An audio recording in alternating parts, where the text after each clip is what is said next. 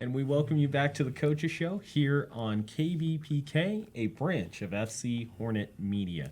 I'm Ryan Osborne alongside Wesley Putney, Mark Pavlovich, and Corey Nalen, and we're going to break down the Fullerton College men's basketball game against Mount San Jacinto that will be taking place on Saturday at 6 p.m. Again, that is Saturday, March the 9th at 6 p.m. in the Hornets' Nest. And guys, you take a look at Fullerton College, 25-4.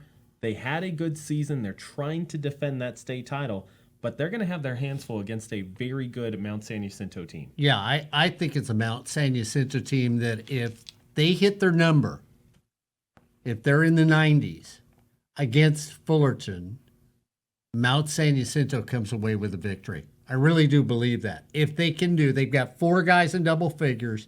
If they can do what they have been doing all season long, then I think they move on, and Perry Webster's team unfortunately disappoints a lot of people.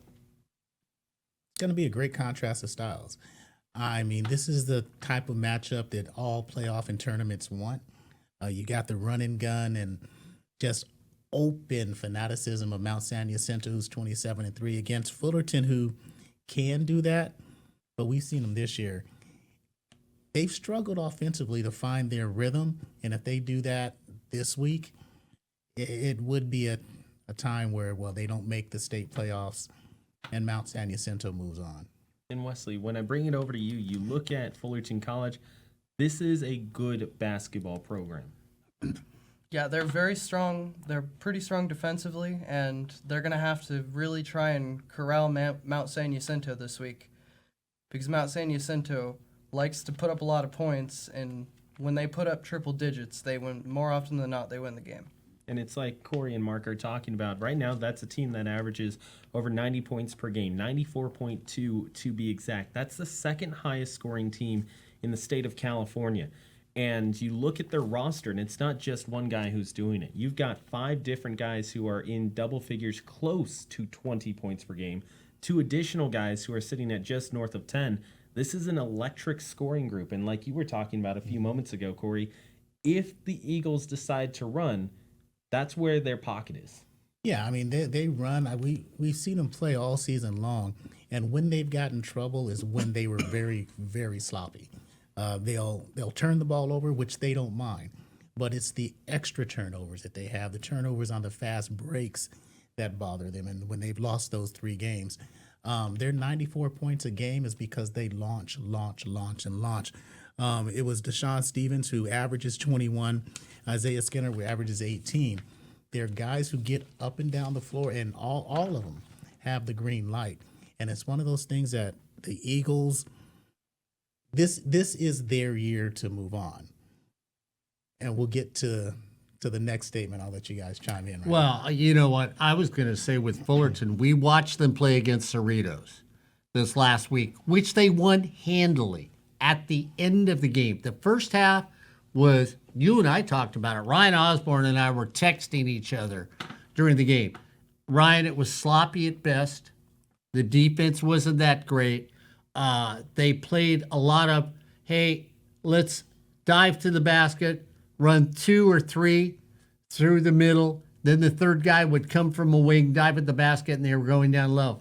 What they did do, though, is that they all of a sudden decided, that's working, let's go away from it, which I couldn't understand in the first half.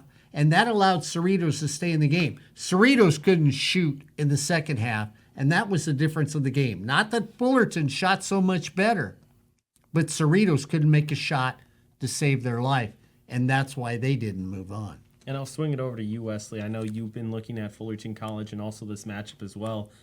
It's going to be difficult for both of these two teams to really establish themselves and the type of play that they like, because this is, like Corey was talking about, two styles that exactly contrast each other. Yeah, with these kind of styles, you have a team that really, they like to shoot and put up, they like to put up a lot of points. And against a team like Fullerton that has a really tight defense, Mount San Jacinto is going to have to be really careful to try and limit the turnovers and stay efficient, because any opportunity that Mount San Jacinto gives them, Fullerton is going to pounce. and you look at Fullerton so far this season, 7.5 steals per game that they're averaging, right about the same of what we saw last year. But the difference with this Fullerton team this year that is going to help them in this matchup against Mount San Jacinto is the assist to turnover ratio. And Mark, I know you love that number that is associated with the assist to turnover ratio. Fullerton so far this season, close to 1.9 in terms of assist to turnovers, which in terms of the entire state of California is in the upper echelon. Yeah, and I mean, when you look at the offense that they run, and it's like, I was very impressed with what Perry Webster and his entire staff was running in the game.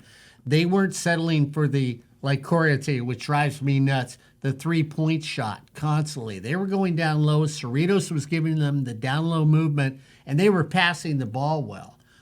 So I think that worked.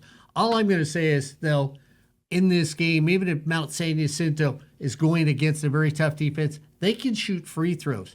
And Corey showed me the numbers at the end of the Cerritos game. Free throws, Fullerton did not shoot well.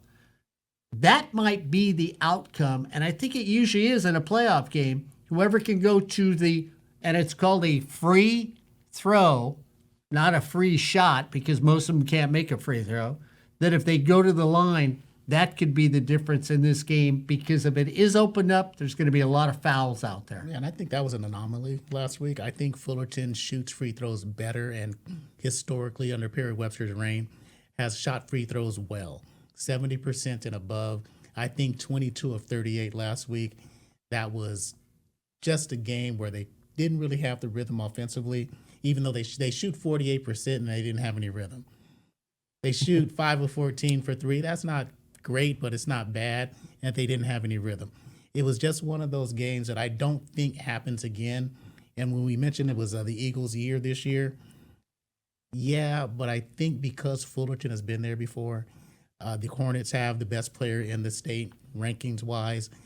They have the OEC Player of the Year, and R.J. Banks is going to be the key because he's solidifying that point position, which they need.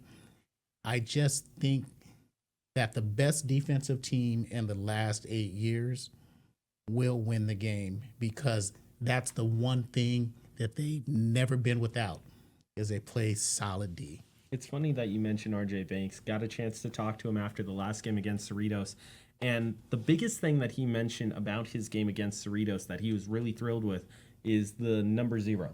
He had no turnovers throughout the entirety of that game. And in the second half, he actually had most of his points going towards the end stretch, and it led Fullerton College because they were able to get up the floor quicker. They were able to distribute more. They got more penetration, and he had a dagger-type layup that put them up by 12 with about 4 minutes left on the fast break. He gets the steal, he lays it up, he lays it in.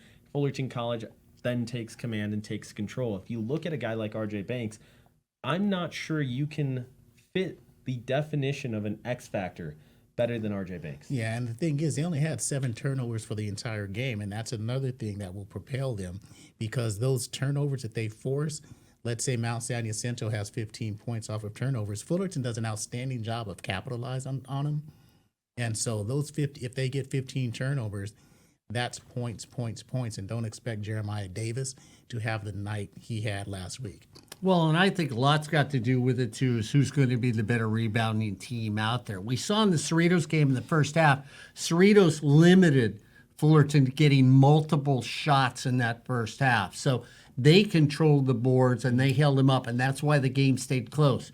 In the second half, Cerritos couldn't shoot, and Fullerton got more shots. And you guys have always told me, you two, hey, maybe I don't shoot as well as you do, but if you give me 20 more shots, I'm going to beat you in the game. And I think that's going to be a big factor, too. People from San Jacinto can go and get the basketball. They can also rebound besides shooting. So it's going to come down to fundamentals when you really look at it. You know, when you talk about Banks and everything else, you talked about it, Corey, as a team, only 7 turnovers. That's really an anomaly for a team that gets up and down and for the passing. You say no, I say yes. Not for Fullerton, no. They're only say averaging 11 total turnovers throughout the entirety of the season, which most coaches will give you a number of 15 and say if you can keep it under 15, you'll be happy. They only average 11. Well, it all depends who the coach is too when they say that to you. Because if it's 11 and 1/2, you're in trouble.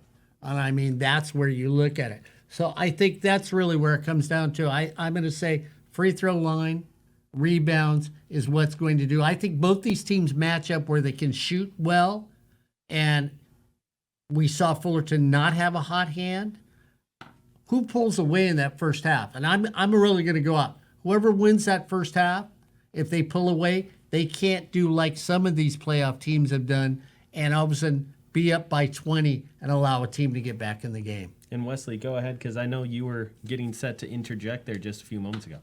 Yeah, and Mount San Jacinto, they really like to put up a lot of points, and Fullerton also in the second half of games, if they stay hot most of the time, they win the game because they have a lot of people on their team that as the game goes on in the second half, they heat up.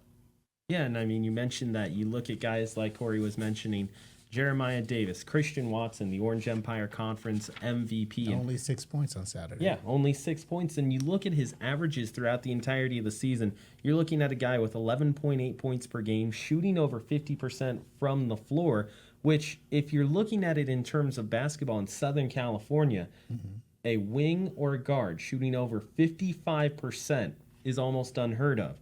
You look at a guy like Christian Watson, he's been doing it all season. 3.5 assists per game, averaging about 5 rebounds and 1.8 steals per game. There's a reason why he was the MVP of the Orange Empire Conference, because he can do everything for Fullerton. They need a bucket, they can go to him. If they need a steal defensively, they can also rely on him. When you switch it over to the other side, I think it's all going to be Isaiah Skinner's game to really shine in this one, because you look at how Cerritos shot in the first half against Fullerton, something that you were talking about a few moments ago, Mark. The three-point shooting for Cerritos, they started the game off, if I'm not mistaken, 4 of 6 from beyond. And that's where they got their first lead of the game. That's where they opened up a 3-4 point advantage over top of Fullerton. Isaiah Skinner puts up 6 3-point shots per game at minimum. That's what he's averaging. In his last 5 games, he has put up 6 or more. So if you're looking at it from Mount San Jacinto's perspective, you get Deshaun Stevens into a double team, well, Isaiah Skinner is going to be there for the opportunity for an open J. But I look at Stevens, who's averaging 21.9, and here's the thing I look at. If they all hit their average, let's say that they do, Mount San Jacinto or a little above, that means Fullerton's got to play better defense. And if you play better defense, that takes away from your offensive set. Corey's going to say, he's going to disagree with me now and say good defense is going to flip it around the offense. But you've got to stop them first, and that'll be the big thing. And realize who your coach is on that Fullerton side. He is going to tell you you're going to win the game playing solid defense. If you're allowing them to hit their average, you're in trouble, and that's where it takes away from the offensive set from Fullerton. Yeah, but you look at the history of this. When they played City College of San Francisco, when they played the Moore Parks, West Valley, West LA, they've been in the 90s. They beat San Francisco last year with over 100 points. They beat them 2 years ago, I believe, in the 90s. I don't think they have a problem with it. I think it was easier in past teams to get up to the 90s. I don't think scoring is the problem.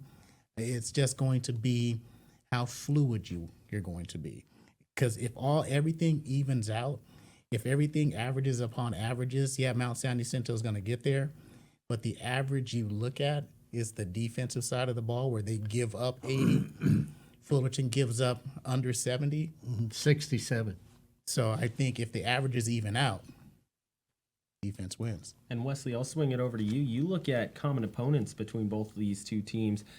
Mount San Jacinto has played San Bernardino Valley. They've beaten San Bernardino Valley in conference. They played Golden West, Riverside City College, Saddleback, teams that Fullerton College has had to match up against.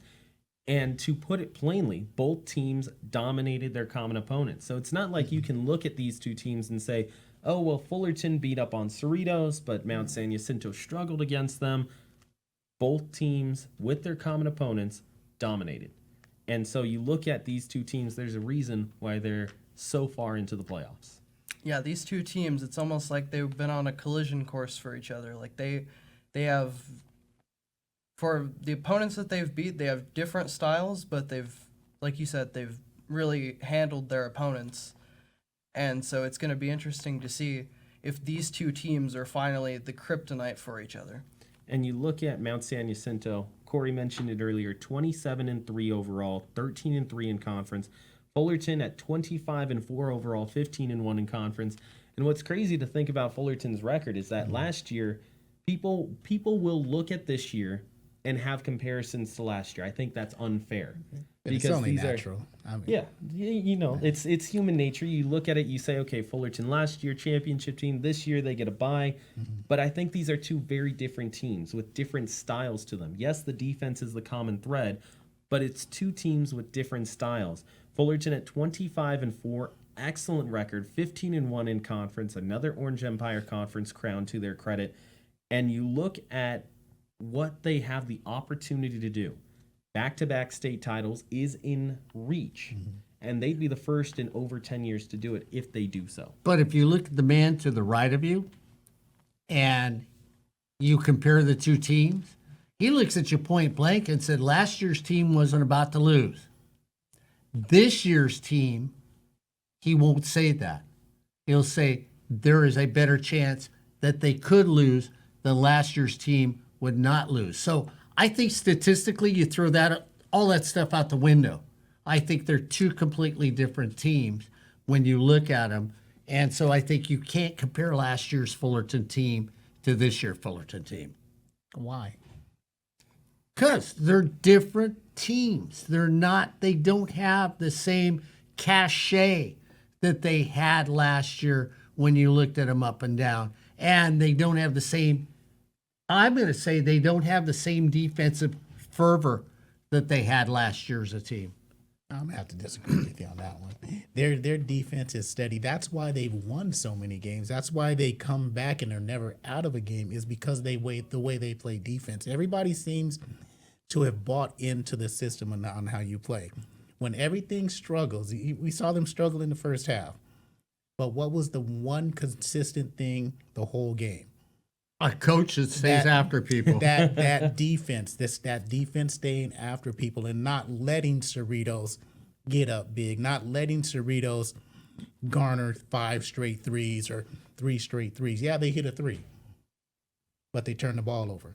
They hit a 3, but they turned the ball over. That defense keeps them in the game, and that system will allow them to execute. And that's what they've got to do against Mount San Jacinto, because if Mount San Jacinto hits their average, they hit that 90-point mark, then either they're really, really hot and they can't miss a thing, and we've seen teams do that no matter who they're playing, or that defense that we keep talking about isn't playing up to par. And if that happens, Fullerton's in trouble. I think it's more of a pace of play type of thing. I think it'll be if it's up tempo, that pace of play, not because of the defense would be porous or anything like that. It would because that pace of play, everybody's getting into it. When you watch Fullerton play, they can score with anybody. It's simply that we haven't seen it night in and night out because they haven't had to do it. See, when I look at this one, I think I lean a little bit more towards Corey's side on this. Mark may roll his head and get all upset, but I think I do lean more towards Corey's side. I think this is a team that has not just a stalwart defense. Stalwart defenses get you through the first or second round. This is an efficient and a quick and an elite defense that Fullerton College has. And yeah, it's a common thread. Well, Perry Webster has been the head coach of this program, but I think you also look at these guys from the perimeter on back. You look at a guy like Strong as well, who can also guard multiple positions. Right. Defensively, he cleans up the glass, doesn't allow for offensive rebounds and second chances on the other side. I think the defense for Fullerton College isn't just good. They're close to that word that Mark hates, in great. So, Wesley, do you think it could be something like who's that person that's going to step up in a game like this? Like, there's no more Sean Newman. There's no more Kobe Newton. There's no more Shaq Bender. So Jeremiah, R.J. Banks, Christian, they're going to have to step up. Can they do it in a time like this? I think those guys are all capable because they've shown that they can they can be an effective player. They can be effective offensively, and they can get steals and defensive rebounds when they need to. So I think any of those guys are capable at any given time to step up and really take control of the game. When you look at this matchup, and I'll stay with Wesley here in just a second, and I'll run through the line for each of us.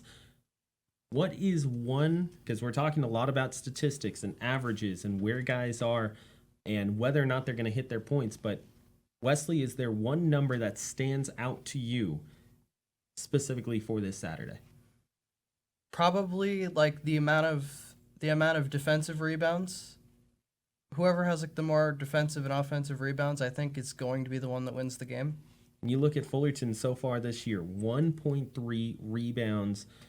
They are in the positive, in the plus minus against their opponents. Not as much as we've seen in the past 8 years or so under Perry, but it's more than enough to get themselves past opponents. On the other side, for Mount San Jacinto, Wesley, right on that same line that you're talking about, they are plus 1.5 in terms of rebounding against their opponents. So both of these two teams, very similar how they clean up the glass. Mark, I'll switch it over to you. What's one stat that kind of stands out to you in terms of matchups? I think it's 74.2 versus 67.1, and I think that's the difference in a championship game. I think you need to go, and I've done too many basketball games with Corey Nalen, and we will always argue percentage about what you should make. But I think it's championship round. It is that one game. It's win or go home. It's not like when you're playing conference. Hey, we're 25-1. We should have played better.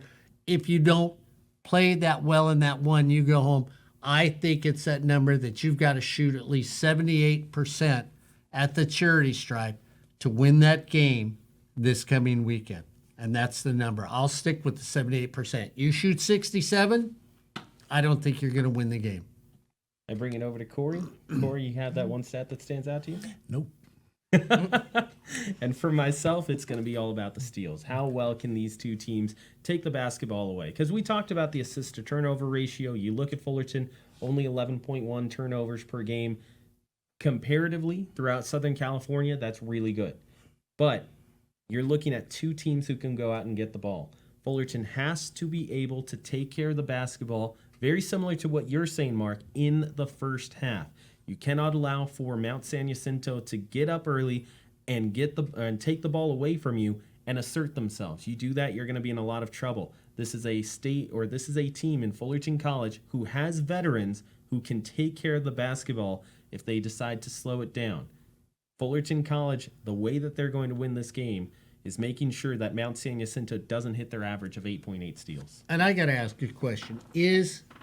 From anybody here, is there an intangible that none of us even think about that could be that thing that the game gets turned on and we all stare at each other and said, I never saw that coming? I think it's the honorable mention players for both squads that will decide the game. I think in a game like this, you think the Stars are going to have the big game. Yes, I think they will, because I don't think either team will be nervous.